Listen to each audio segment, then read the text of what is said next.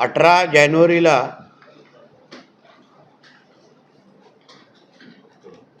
महाराष्ट्राचे मुख्यमंत्री आदरणीय देवेंद्र फडणवीस साहेब आणि आमचे दोन्ही उपमुख्यमंत्री यांनी महाराष्ट्राच्या विविध जिल्ह्यांचे पालकमंत्र्यांची यादी जाहीर केली आणि त्या यादीमध्ये सिंधुदुर्ग जिल्ह्याचा पालकमंत्री म्हणून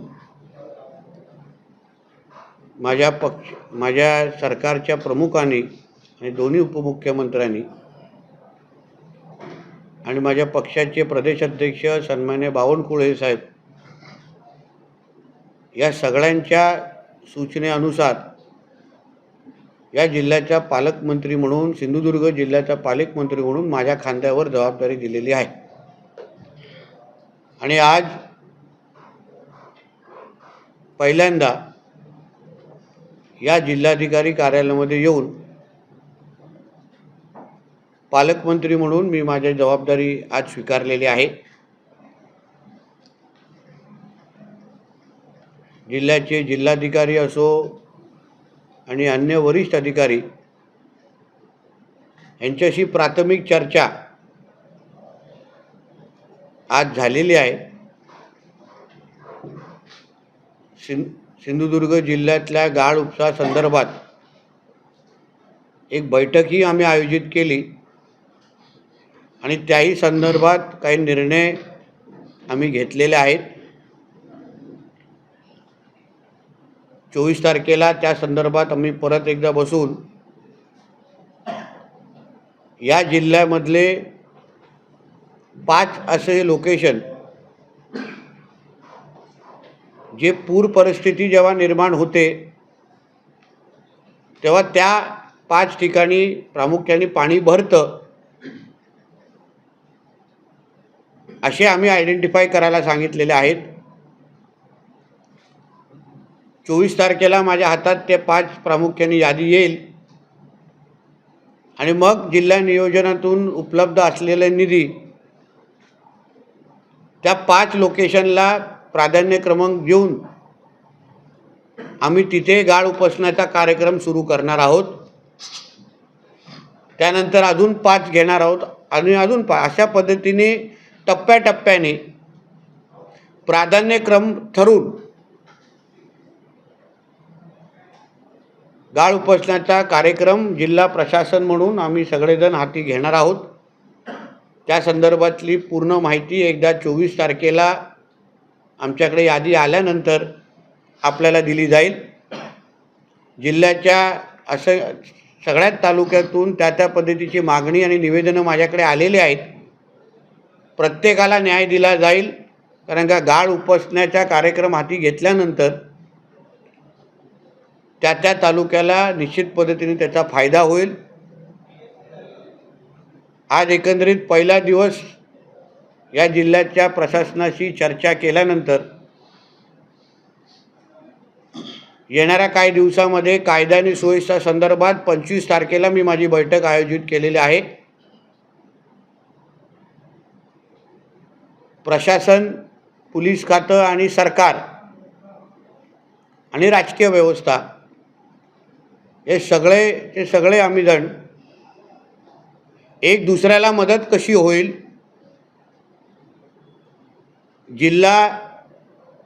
जिल्ह्याचा विकास आणि जिल्ह्यामध्ये नागरिकांची सुरक्षा या 2 विषयाला केंद्रबिंदू ठेवून आम्ही आमच्या ह्या जिल्ह्याच्या विकासात्मक प्रवास या निमित्ताने आम्ही सुरू करणार आहोत। या पालकमंत्री पदावर या अगोदर सन्मान्य राणेसाहेब असतील, आमचे केसरकरजी असतील, मग उदय सामंतजी होते आणि मग गेली 2.5 वर्ष महायुतीच्या कालावधीमध्ये रवी चव्हाण साहेबांनी अतिशय सक्षम पद्धतीने ह्या जिल्ह्याला पुढे घेऊन जाण्याचं काम केलं। मी तिथूनच हा प्रवास माझ्या ह्या सर्व वरिष्ठ नेत्यांच्या मार्गदर्शन घेऊन आमच्या ह्या जिल्ह्याला दरडोई उत्पन्नाच्या यादीमध्ये पहिल्या 5 क्रमांकामध्ये आणण्याचं काम आमचे मुख्यमंत्री आदरणीय देवेंद्र फडणवीस साहेब आणि ते दोन्ही उपमुख्यमंत्री आणि आमच्या सरकारच्या माध्यमातून आम्ही करू। हा प्रयत्न माझा ह्या पुढच्या कालावधीमध्ये असेल। जिल्ह्याच्या प्रशासनामध्ये शिस्त आणण्याचं काम हे ओरस्त मुख्यालय असो किंवा तालुक्यातला कुठलंही कार्यालय आणि प्रत्येक विभाग हा जनतेच्या सेवेसाठी आम्ही इथे उपलब्ध आहोत। एकदा आलेला व्यक्ती काम घेऊन त्याला परत परत त्या कार्यालयामध्ये येण्याची पाळी येऊ नये अशा पद्धतीचे शिस्त आणि यंत्रणा लावण्याचा माझा प्रयत्न असेल। कुठल्याही पद्धतीचा बेशिस्तपणा, कुठल्याही पद्धतीचा भ्रष्टाचार आणि जिल्ह्याची बदनामी करण्याचा कुठलाही प्रयत्न कोणीही करत असेल, मग तो कुठल्याही पक्षाचा असेल, सहन करणार नाही। आमचा सिंधुदुर्ग जिल्हा हा ड्रग्ज मुक्त, कुठल्याही तालुक्यामध्ये कोणीही गौमासची तस्करी करण्याची कोणी हिम्मत करू नये। मटका, जुगार, ऑनलाईन गेमिंग,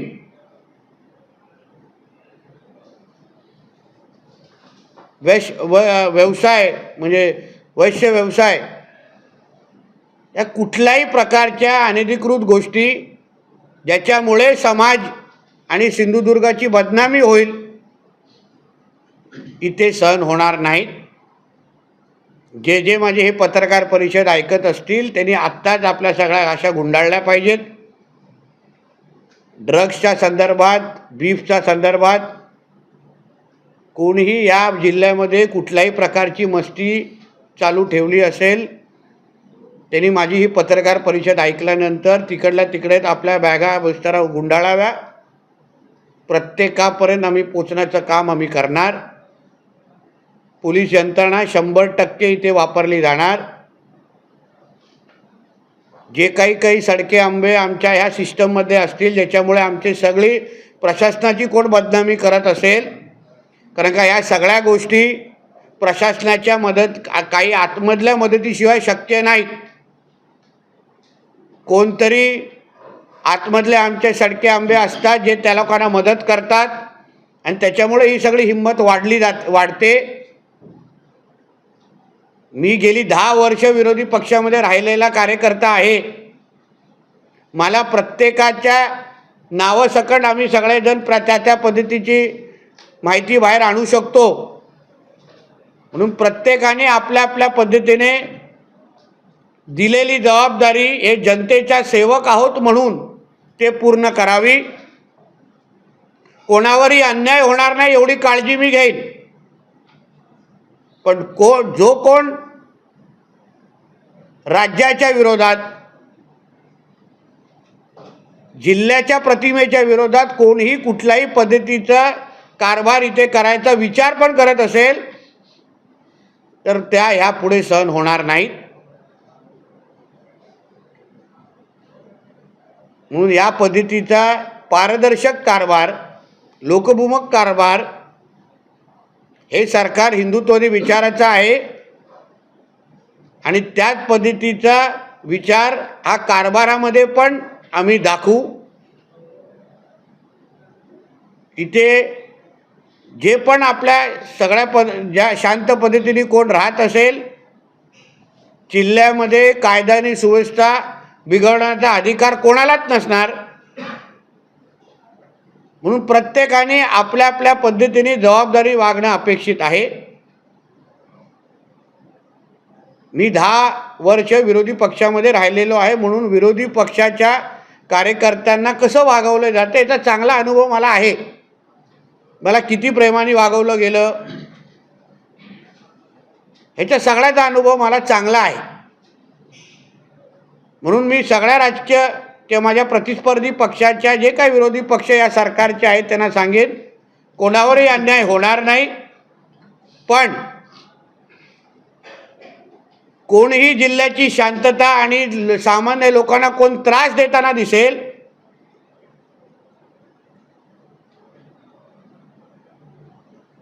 तर माझ्याबरोबर झालेल्या घटना माझ्या नजरेसमोर आहेत, त्याच्यापेक्षाही चांगला अनुभव तुम्हाला देण्याचा प्रयत्न माझा असेल. या जिल्ह्याच्या प्रतिमेला कोणीही गालबोट लावता कामा नये.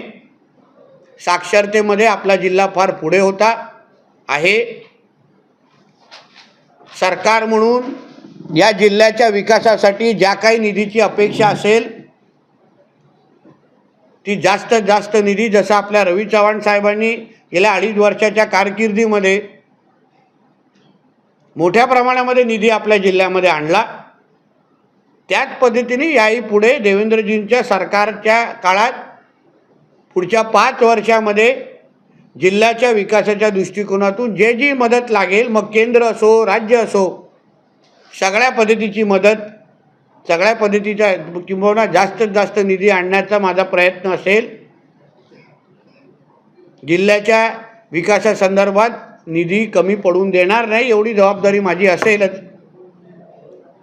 पण माझ्यासाठी कायदा आणि सुव्यवस्था आणि जनतेची सुरक्षता, जिल्ह्यामध्ये माता भगिनींचा, महिलांची लोकसंख्या आहे, जास्त आहे,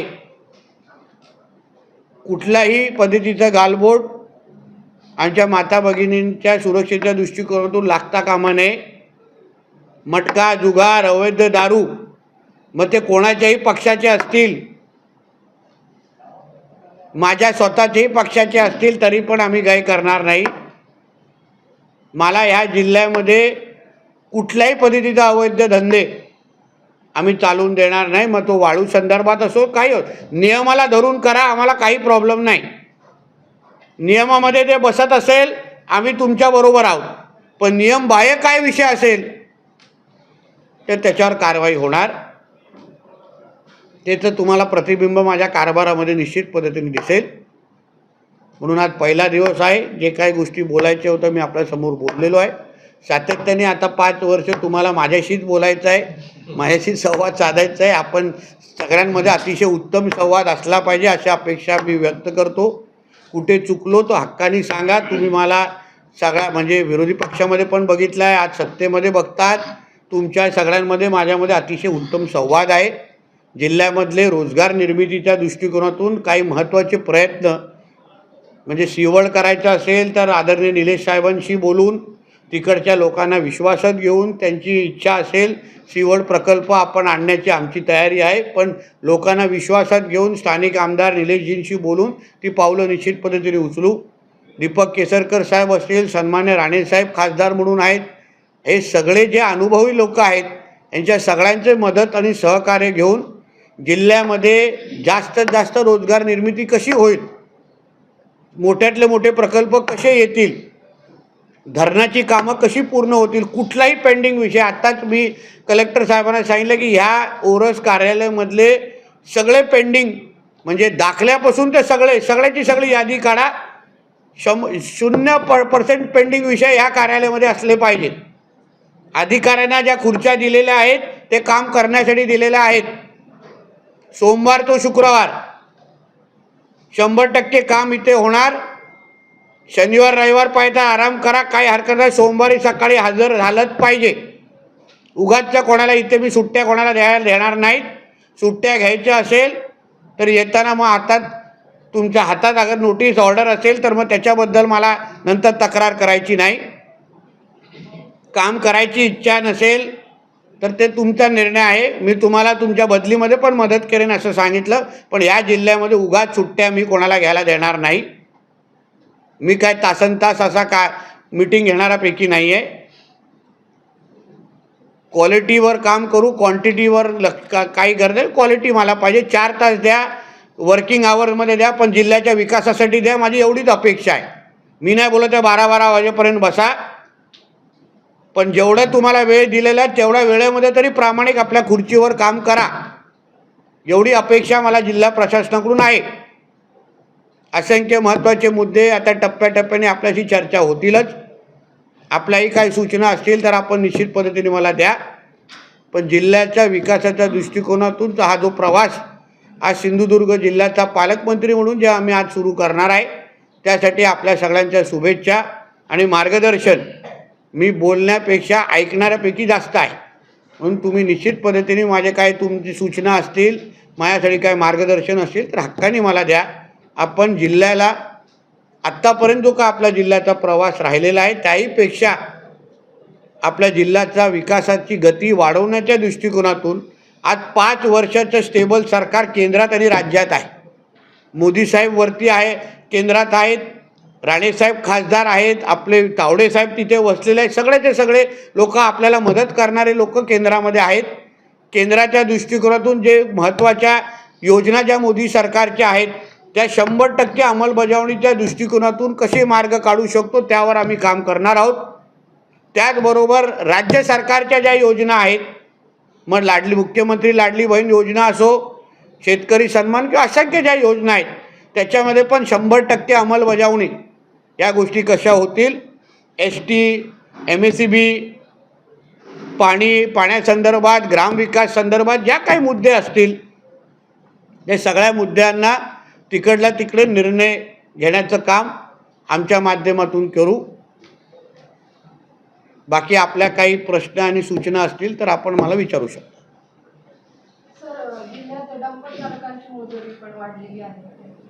तर त्या संदर्भात मी कलेक्टर साहेबांशी बोललेलो आहे. आपल्या जिल्ह्यामध्ये प्रशासनामध्ये बीडची लॉबी काम करते, याची माहिती माझ्या कानापर्यंत आलेली आहे. तर त्या संदर्भात मी कलेक्टरांना सांगितले की मला त्याच्याबद्दल माहिती तुम्ही माझ्या पुढच्या दौऱ्यात द्या. कोणाची अगर मक्तेदारी आणि दादागिरी इथे चालत असेल, बीड आपल्या राज्यातला एक महत्त्वाचा जिल्हा आहे, पण त्याही जिल्ह्याच्या नाव वापरून अगर इथे कोणी दादागिरी करत असेल त्या संबंधित तर त्यांच्यापर्यंत आम्ही पोचू. काही गोष्टी माझ्या कानावर आलेल्या आहेत आणि सगळ्याच गोष्टी पत्रकारांसमोर बोलायच्या नसतात, पण माझ्या कृतीतून तुम्हाला दिसेल. शेवटी आम्ही मॅनेज न होणाऱ्यापैकी लोक आहोत आणि आम्हाला विकत घेतील अशी कोणामध्ये क्षमता नाही. म्हणून माझ्या जिल्ह्याची कोणी बदनामी होणार नाही एवढी काळजी कोणी घेऊन या काही गोष्टी करत. जसं मी तुम्हाला नियमामध्ये काम करा, आम्हाला काही आम्ही तुम्हाला मदतच करू.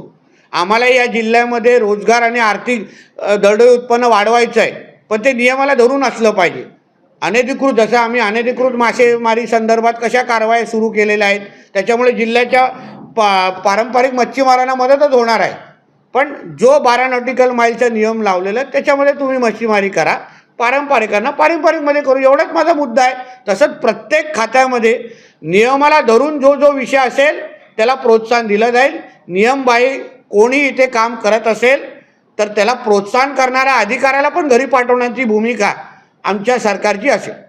महसूल अधिकाऱ्यावर डंपर घालून जीवे मारण्याचे प्रयत्न कुडाळमध्ये झाला, त्या संदर्भात काय ठोस उपाययोजना केल्या जातात? आता बघा, मी तेच बोलतो ना, शब्दापलीकडे कृतीतून दाखवू. त्यांनी कसं डंपर अंगावर घालून कृतीतून दाखवलं की नाही, त्याचं उत्तर पण आमचं प्रशासन आता पुढे कृतीतून देईल. शेवटी ही जी मुजोरी वाढली आहे ना त्याची काही टक्के आमच्या प्रशासनातून पण जी काही कडक भूमिका तेव्हाच्या तेव्हा अगर घेतली असती, तेव्हाच्या तेव्हा नियमाला नजरेसमोर ठेवून अगर कारवाई केली असती, प्रशासनाचा धाक निर्माण झाला असताना तर ही हिंमत वाढली नसती. म्हणून प्रशासनाचा धाक काय असतो या पुढच्या काळामध्ये तुम्हाला दिसेल. वाळूचा जो प्रश्न आहे या संदर्भातच आहे, परंतु लिलाव लावले जातात ना, ते लिलाव घेतले जात नाही आणि दुसरीकडे वाळू बघा, त्या संबंधित महसूल खात्याचे प्रमुख म्हणून माझी कलेक्टरांची चर्चा झालेली आहे. आमच्याशी जे आपसात जी चर्चा झाली त्याच्याबद्दल आम्हाला जे काय करायचं आहे, जे काय सिस्टम पारदर्शक लागली पाहिजे, कारण का लिलावासंदर्भात महसूल खात्यातले काही नियम आहेत. कसा त्याचा लिलाव असला पाहिजे त्या नियमाअधीन काय होत असेल तर मान्य, पण ते नियम बाहेर काही गोष्टी होत असतील तर त्याला चाप कसा बसवायचा ते आम्ही आता करू. अदृश्य चाबूक हातात असेल. विभाग नियंत्रकांचं पद खाली आहे एसटीचं आणि त्याचा प्रभारी चार्ज रत्नागिरी हो. विभाग नियंत्रक आहे. रिक्त पदांसंदर्भात पण माझी अशी प्राथमिक आता त्यांच्याशी चर्चा झालेली आहे. जिल्ह्यांमध्ये जे जे विविध आपले डिपार्टमेंट आहेत, उदाहरण मी या गेल्याच म्हणजे माझी हसन मुश्रीफ साहेब जे आपल्या आरोग्य उच्च ह्याच्या टेक्निकल एज्युकेशनचे मंत्री आहेत, त्यांच्या अंतर्गत आपला जे शासकीय रुग्णालय आणि मेडिकल कॉलेज आहे, तर त्या संदर्भात मी त्यांना हेही सांगितले, तुम्ही नवीन मेडिकल कॉलेज जाहीर करत असताना जे अगोदर जे मेडिकल कॉलेज तुम्ही 2019पासून जाहीर केलेले आहेत, त्यांची तिथे रिक्त पदं किती आहेत, त्यांना सोयीसुविधा भेटलेल्या आहेत का, त्यांना निधी उपलब्ध राहिली आहे का, तर ह्या संदर्भात मी त्यांना मीटिंग लावलेली सांगितलं. त्याच पद्धतीने प्रताप सरनाईकजी जे ट्रान्सपोर्ट खात्याचे मंत्री आहेत, मी त्यांनाही सांगितले की आमच्या जिल्ह्यामध्ये असलेले जे काही बस डेपो आहेत, त्या बस डेपोची अतिशय वाईट अवस्था आहे. उदाहरण आमच्या कणकवलीचा तर तो पुट्ट्याला लात मारल्यासारखं सगळे कोसळे अशी अवस्था आहे. तसंच वैबॉडी आहे, तसंच अन्य तालुक्यातले मालवणचं तर माझं तेच म्हणणं आहे का ह्या सगळ्याचा एकंदरीत सगळा आढावा घेऊन मंत्र्यांशी बोलून जिथे निधी पाहिजे तिथे निधी, जिथे स्टाफ पाहिजे तिथे स्टाफ. शेवटी ग्रामीण भागासाठी हे एस.टी. हा वरदानच विषय असतो. तासनतास लोक एस टीच्याच माध्यमातून प्रवास करतात, शाळेचे मुलं इकडे ये जा करतात, तर ते सगळ्याची सगळी साखळी आणि एकंदरीत यंत्रणा कशी चोख बसेल त्यावर आम्ही लक्ष देतो. त्याचबरोबर मी प्रताप नाईक सरनाईक साहेबांची मी मिनी बसेसची मागणी केलेली आहे, कारण आपला डोंगराळ भाग आहे, काही भागामध्ये मिनी बसेस जातील. तर मी त्यांना बोलले की तुम्ही उर्वरित महाराष्ट्रासाठी वेगळा निकष लावा, फक्त ह्या ज्या डोंगराळ जिल्हा आहेत त्यांच्यासाठी तुम्ही वेगळा निकष लावा आणि आम्हाला मिनी बसेस द्या. त्या पद्धतीचा पाठपुरावा माझा सुरू आहे. मुख्यालयासाठी जसं येईल का पुढा मुख्यालय किंवा कणकवली मुख्यालय मिनी बस हो, एकदा त्या मिनी बस आल्यानंतर गावडेजींशी व्यवस्थित चर्चा केली जाईल आणि रूट ठरवला जाईल, कारण का गावडेजींना मुख्यालय येण्या जाण्यामध्ये त्रास नको, तसं काळजी घेत. त्याचबरोबर मी ह्यांना हेही सांगितलं, ते प्राधिकरणाचा जो विषय आहे, आम्हाला इथे नगरपंचायत पाहिजे ओरसला, जनतेची मागणी आहे, एकमुखी मागणी आहे, बरोबर आहे ना. तर मी त्यांना सांगितलं की आता एप्रिलमध्ये अगर आपल्या कोर्टाचा निर्णय आलाच आणि एप्रिलमध्ये अगर निवडणुका लावल्याच असतील तर त्या ह्याच्यामध्ये ओरस कशी येईल निवडणूक नगरपंचायतची, त्याच्यावर आम्ही काळजी घेऊ, त्याची तयारी करू आपण. मग त्याला लागणाऱ्या ज्या गोष्टी आहेत त्या सगळ्या करू ना, पण इथे नगरपंचायत झाल्याशिवाय इथला विकास होणार नाही. आजूबाजूला अवस्था बघा काय, जंगलामध्ये इमारती वाटत आहेत. हां, मग म्हणून एकदा नगरपंचायत स्थापन झाली ना तर सगळ्याच गोष्टी होणार. तोपर्यंत जी स्वच्छता आणि बाकी सगळ्या गोष्टी आहेत त्या आम्ही करू. प्रवेशद्वाराची अवस्था साहेब, मी राजकीय माणूस नाही बोललेलो तुला, हे बाबा राजकीय माणूस नाही बोललेलो, तुला बाहेर थांबायला लागेल, माझी नजर आहे तुझ्यावर.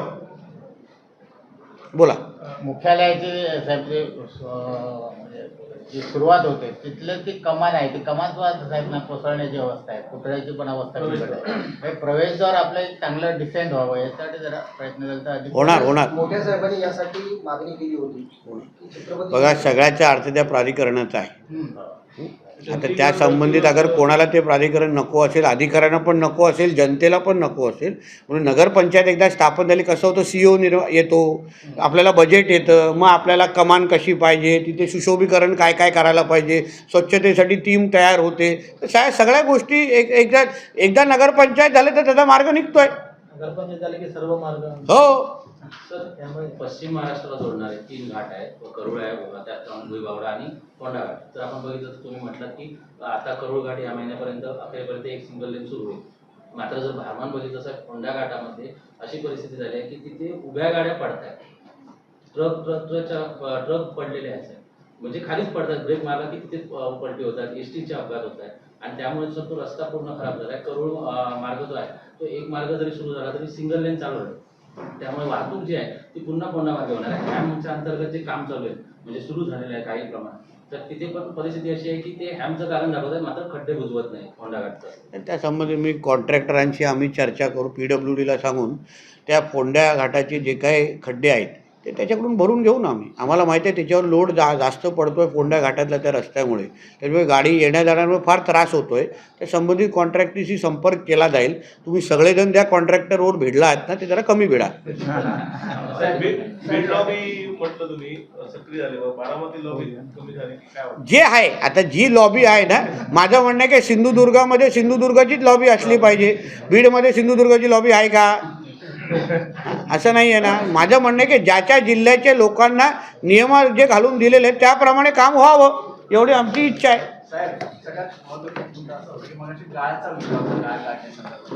गाळामध्ये असं झालंय की प्राधान्याने तुम्हाला जे 5 लोकेशन आहेत त्यामध्ये ती जवळची नदी आहे जिथून आपल्याकडे पूर्ण घेतल्या तारगतीपर्यंत.